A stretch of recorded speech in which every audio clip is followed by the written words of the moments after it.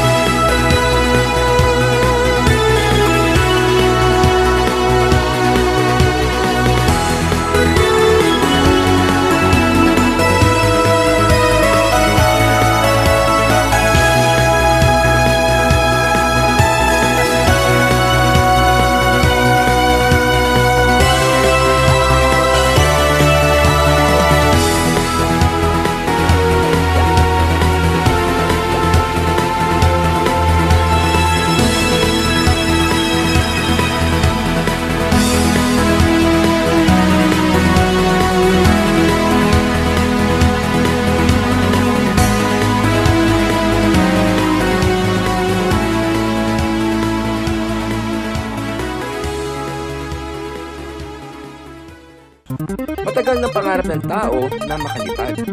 Libo-libong taon na tayong nag-iisip paano lumutang sa himpapawid. Parang ibon! Sa mga kuweba sa Indonesia, natagpuan ang mga drawing na mala sa Angola na ginuhit 11,000 years ago. Baka ito ang unang resibo ng paglipad. Tagalan, maraming inventor ang nagsabi ng challenge accepted.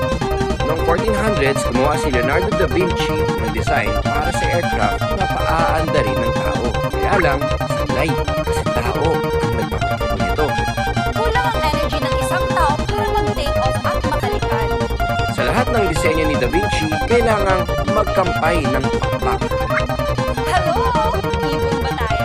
Mismo, 500 years pa ang nagdaan noong 1903 kung kailan ang magkapatid na mekaniko ng bisikleta, sina Orville at Wilbur Wright, ay nakagawa ng bagay na kayang umangat at manatili sa ere. Pinapaandar ito ng maliit na makina at isang piloto. So yun pala ang unang eroplano. Ngayon, mahigit 100,000 eroplano ang lumilipad araw-araw. Gamit nila ang mga nakuha natin sa Wright Brothers. Mahigit 100 years na ang nakalipas. I believe! Nung nakakalipad na tayo, wala nang ibang pupuntahan kundi Saan pa nga ba? Ang natitira na lang ay... space. Yung problema ni Da Vinci noon sa eroplano, yun din ang problema ng space engineers. Power. Kailangan ng bagay na sobrang lakas para makatakas sa himpapawid. Pasok! Rockets!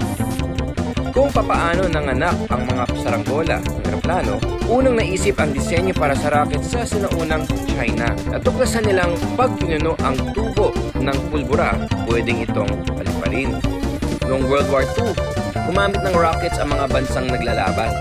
Pero pagkatapos ng gyera, may dalawang bansa na nanggigil makarating sa kalawakan, ang Amerika at Soviet Union. Ang tawag sa pag-uunahan nila ay the Space Race. Naisip kasi ng parehong bansa na ang jet fuel o gasolinang kailangan para mapadala ang tao sa space ay pwede rin magamit para makagawa ng mga giant missiles na kayang tumawid ng karagatan. Buti na lang hindi nagkaputukan. Dahil naimbento ang jet fuel na gawa ng Soviet at Amerikanong aerospace engineers na magpalipad ng rockets sa kalawakan. O ngayon, narinig nyo na ang term na space race. Hulaan niyo kung sino ang nanguna. US or Russia? Baka magulat kayo, pero hindi Amerika kundi Russia ang unang nakapag-launch ng satellite. Sakay ang tao, pati hayop papunta sa kalawakan. Kuya, paano naman nangyari yung sa satellite? Noong 1957, pinalipad ng Soviet sa space ang unang satellite na gawa ng tao. Maliit lang na bola ito. May 4 na antena at tinawag na Sputnik. Basic lang ang nagagawa ng Sputnik. Sukatin ang atmosphere, magsabi kung nasira ito ng asteroid at iulat ang ngayon sa engineers sa Earth gamit ang radio waves. Pero wag naman natin ismulin nung panahon niyon. Big time na yun. First time yun na makapag-send tayo ng communication signals sa mamamagitan ng radyo mula sa space. Parehong gusto ng Amerika at Russia na makapagpadala ng tao sa space. Pero delikado. Kaya sinubukan muna ng Soviet Union ang mga aso, habang chimpanzees naman ang ginamit ng mga Amerikano. Nung makabalik ng buhay at normal ang mga hayop, saka nakasiguro ang dalawang bansa na ready na sila. Maliwanag dito sa Earth dahil sa ating sun na patuloy pang magliliwanag ng 7 to 8 billion years. Sikat ng araw din ang dahilan ng makulay na natural phenomenon sa langit. Nabubuo ito dahil sa reflection, refraction at dispersal o pagkalat ng ilaw sa water droplets sa hangin. Kaya nagkaka-rainbow. Noong unang panahon, naniniwala ang mga Greeks at Romans na pwedeng daanan ang mga rainbow papunta sa tuktok ng Mount Olympus. Sa ibang kultura, naniniwala silang suwerte ang mga bahaghari. Pero totoo nga ba na may pot of gold sa dulo ng rainbow? Ang totoo, imposibleng mahanap ang dulo ng rainbow.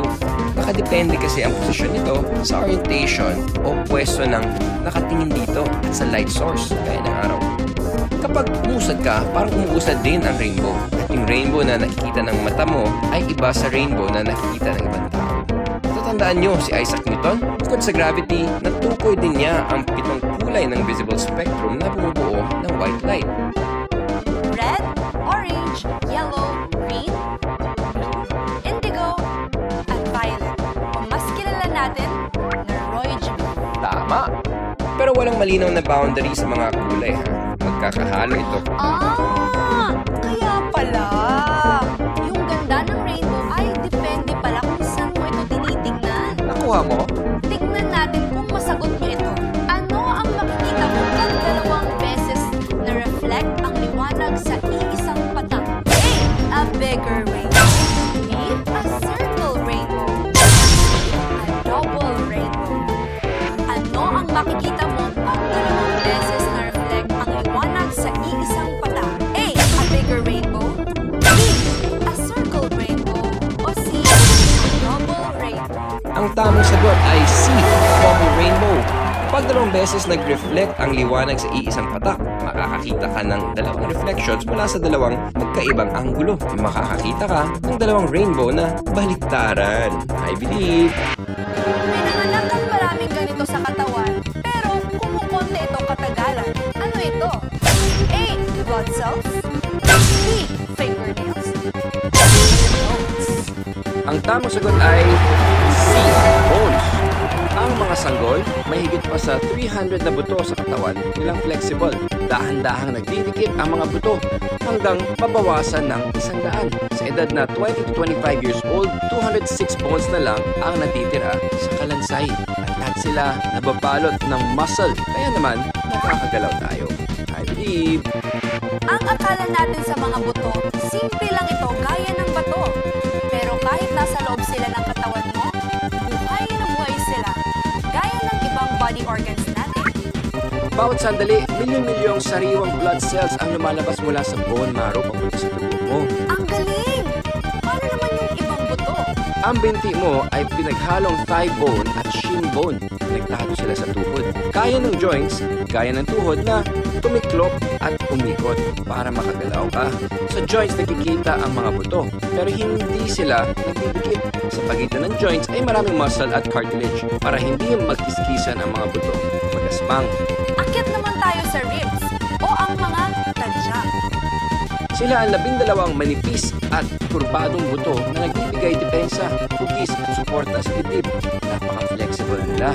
Nagbabago ang forma at nasa-stretch para lumaki at lumiit ang dibdib mo habang humihinga.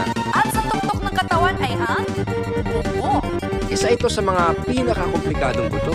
Binubuo ito ng maraming mas maliliit na buto na swak ang fit para maprotektahan ang utak mo at masuportahan ang mukha mo. I believe!